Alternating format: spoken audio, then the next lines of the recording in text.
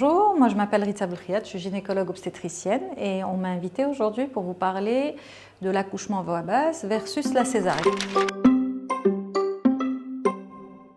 Déjà, j'insiste énormément pour dire une chose importante, c'est que quelle que soit la voie d'accouchement, c'est le résultat final qui compte. On a une seule priorité, nous les médecins, puisqu'on a cette responsabilité-là, c'est que tout le monde aille bien à la fin de l'histoire, que la maman rentre à la maison en forme avec un bébé en forme dans les bras. Il faut que tout le monde comprenne que toutes les patientes du monde entier sont capables d'accoucher par voie naturelle, quel que soit X, mais que durant l'accouchement, il y a des moments où il y a des souffrances fœtales qui se mettent en place, ce qui entraîne des risques de séquelles chez les bébés et des risques de décès chez les bébés ou des risques d'hémorragie chez la maman si le travail est trop long. Et donc c'est de la responsabilité du médecin de décider de changer la voie d'accouchement et de décider de faire une césarienne. De toute façon, les deux voies sont des voies très nobles.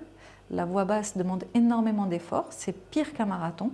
Les patientes ont des contractions qui durent longtemps, elles se fatiguent et à la fin de la dilatation, elles doivent pousser pour faire naître leur bébé, donc elles ont énormément de mérite. Mais les femmes qui accouchent par césarienne ont autant de mérite parce qu'elles acceptent et elles se sacrifient pour le bien-être de leur bébé, elles acceptent qu'un médecin leur ouvre le ventre pour sauver leur enfant. Mais alhamdoulilah, au bout d'un mois ou 6 semaines, tout est rentré dans l'ordre, les choses reviennent en place. Pourquoi est-ce que certaines personnes, que ce soit des médecins ou des jeunes mamans, futures mamans, optent pour la césarienne? Il y a beaucoup d'idées qui circulent disant que les médecins ont décidé de faire des césariennes parce qu'ils gagnent plus d'argent. C'est vrai que la césarienne est prise en charge par les mutuelles et pas l'accouchement par voie basse.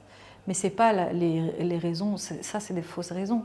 La raison c'est que la plupart des patientes vont devoir préparer l'accouchement par voie naturelle quand elles ont décidé de faire un accouchement par voie naturelle.